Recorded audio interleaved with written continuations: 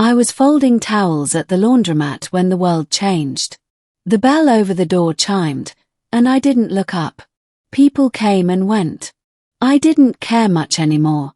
After the accident last year, after I lost my job at the airfield and my little brother in the same week, I had nothing left but coin-operated machines and quiet sorrow. "Are you Michael?" a soft voice asked. I turned. She didn't look human. Tall, slender, silver-blue skin that shimmered in the harsh fluorescent light. Her eyes were large, luminous, and oddly kind. Her hair floated behind her like mist, but it wasn't hair, it was something else, like strands of living light. "I am Alaray," she said. I blinked, unsure whether I was hallucinating from stress or detergent fumes. "I think you've got the wrong guy."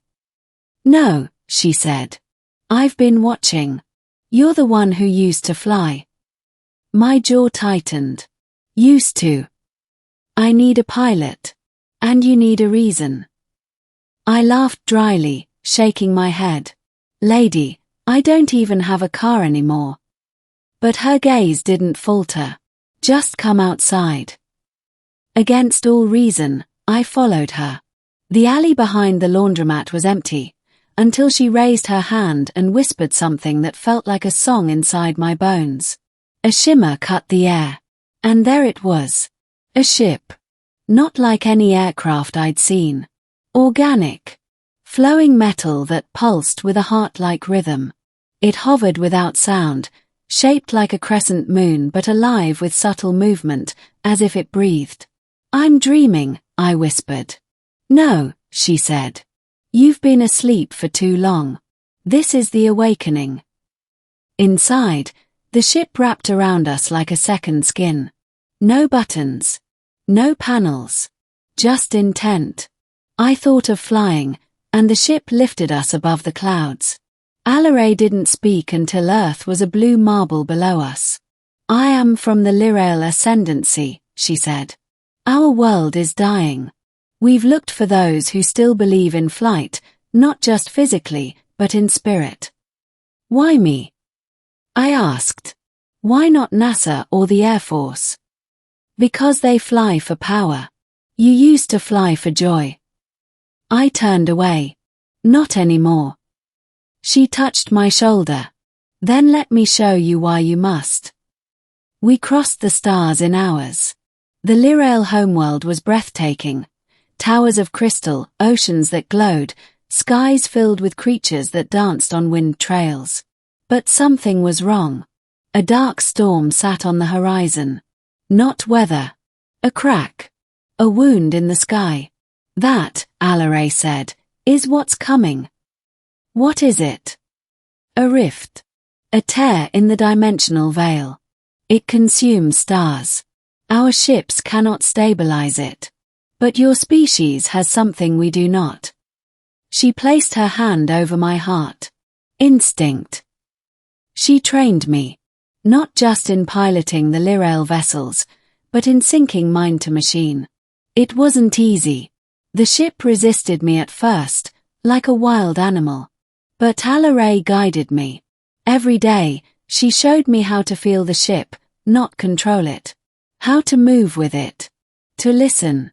At night, we talked. She told me about her people, their ancient harmony with the universe, how they'd lost it chasing technology. She asked about Earth.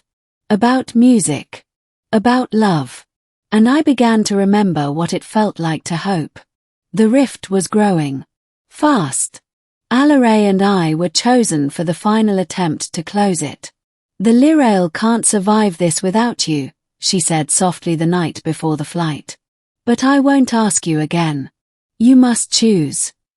I looked at her. She'd brought me back from the edge. Reminded me that life could still lift you, even after the fall. "I'll fly," I said. "For you. For them. For me." The final flight wasn't a battle. It was a dance against oblivion. We flew into the storm, into the crack between realities. Inside was chaos, colors that didn't exist, gravity that shifted with thought, whispers of lost worlds. The ship screamed around us, but we pushed forward.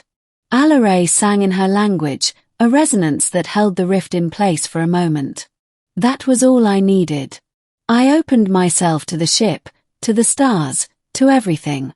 And I remembered flying with my little brother. How he'd smile every time the wheels left the ground. I poured that feeling into the controls.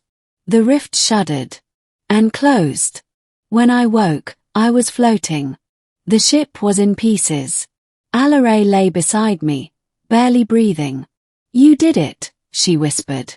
"So did you," I said, cradling her hand. She smiled faintly. "You were always meant to fly higher than you thought." "I'm not going back," I said. "No," she agreed. "You're going forward." She closed her eyes, and for a moment, I feared I'd lost her. But she stirred, a flicker of life returning. "We'll build again," she said. "Together." Years later, I walk the skies of Lirail with Alaray by my side. They call me the human who flew through the rift. But I know the truth. It wasn't just the flight that changed me. It was her. And the way she asked me to fly, like she already knew I could.